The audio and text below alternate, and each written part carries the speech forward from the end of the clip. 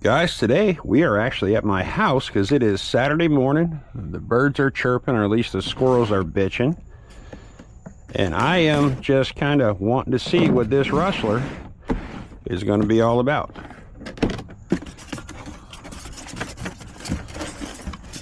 So let's get this thing out the box. There is our controller.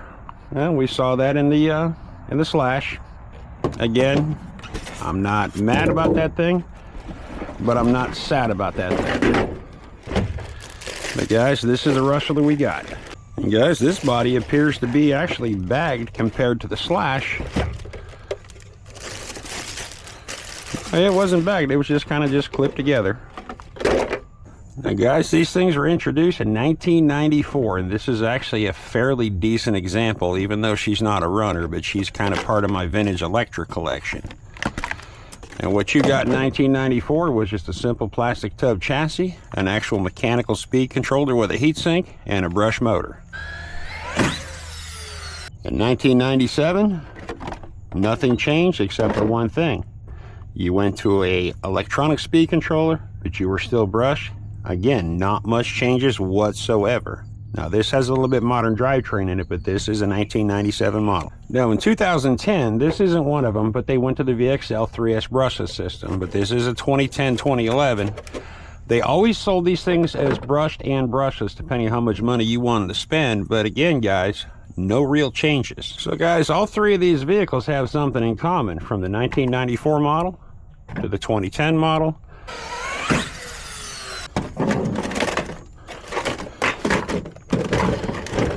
And guys, if you look at these three, they have one major thing in common. Even though the chassis color may have changed, all these chassis are the same. And more importantly, the only real changes on these things were drivetrains and radios.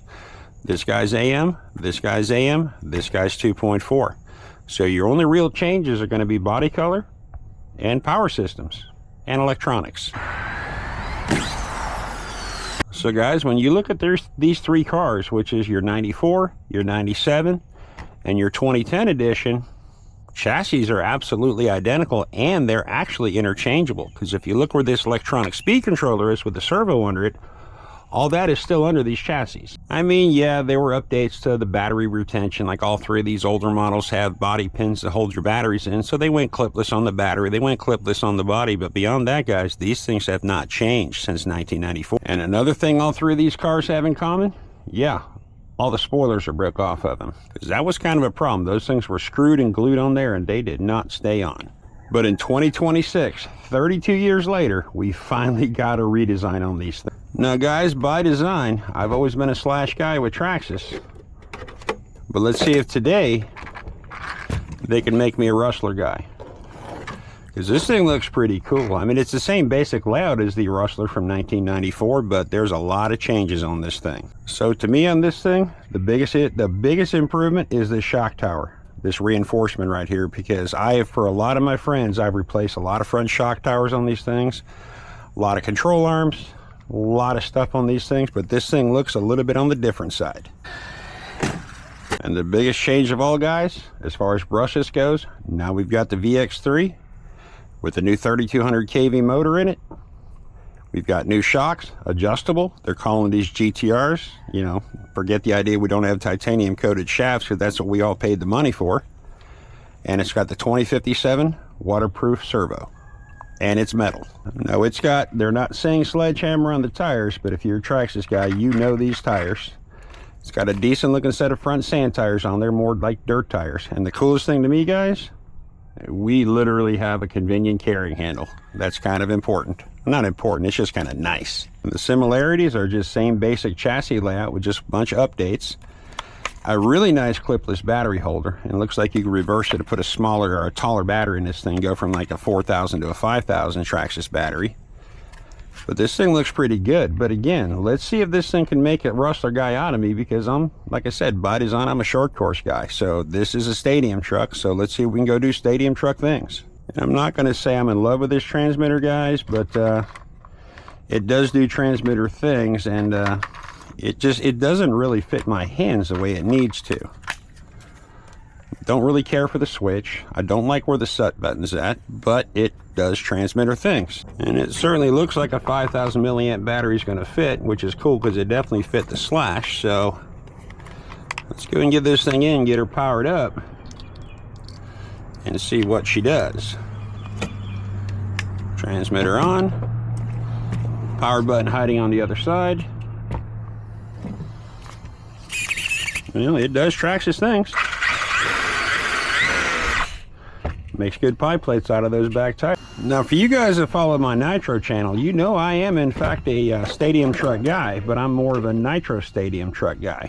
You know, Nitro Rustler, RC10 GT, XXX NT, XTM Accelerator.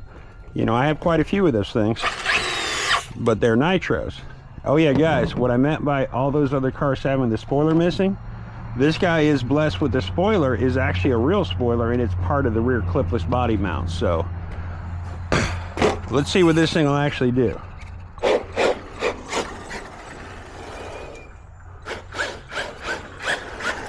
Now, landscaping came yesterday, so the grass is quite a bit shorter than the Slash video. So I don't think this thing's gonna have too much trouble getting through our South Florida St. Augustine grass. She definitely got the power. Ain't no question about that. It's still early, so it's still a little damp out.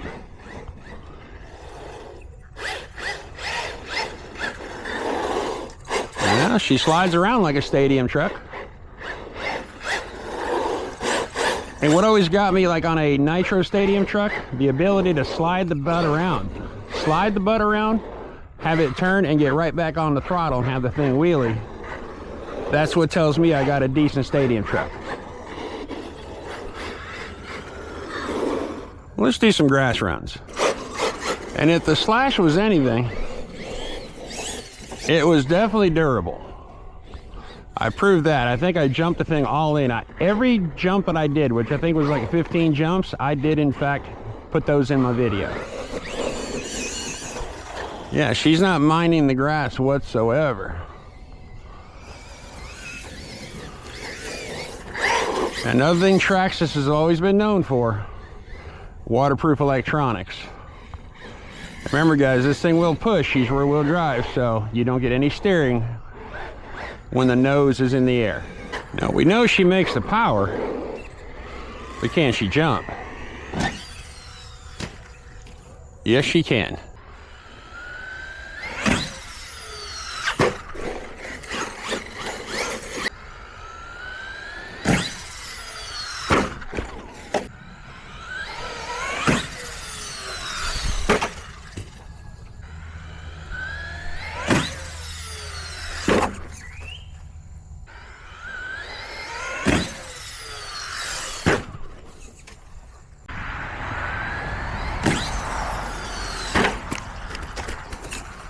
Well, this should answer our question about the new GTR shock durability, because this thing spit this cap off like it didn't want to be there in the first place.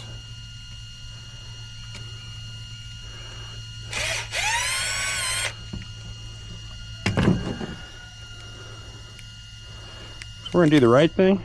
We're just going to fill it up with 30K, or 30 weight.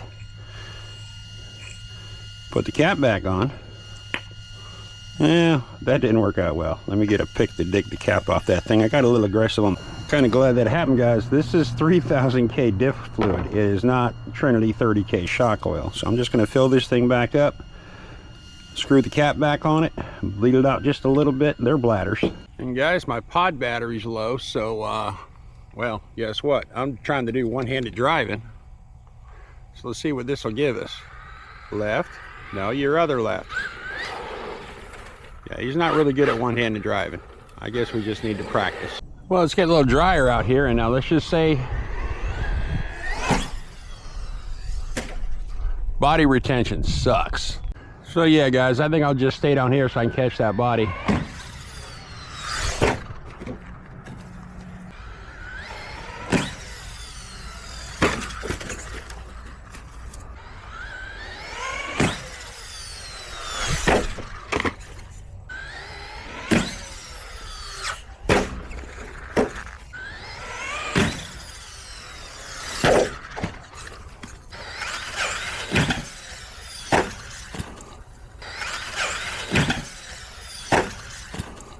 All right, so maybe hitting the ramp with a wheelie is probably not the best way to do it.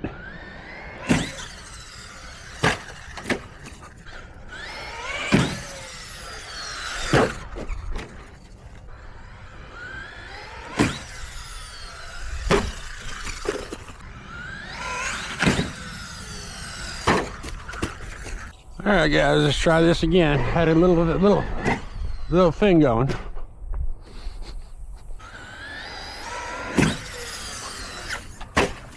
I did move the ramp back about 10 feet.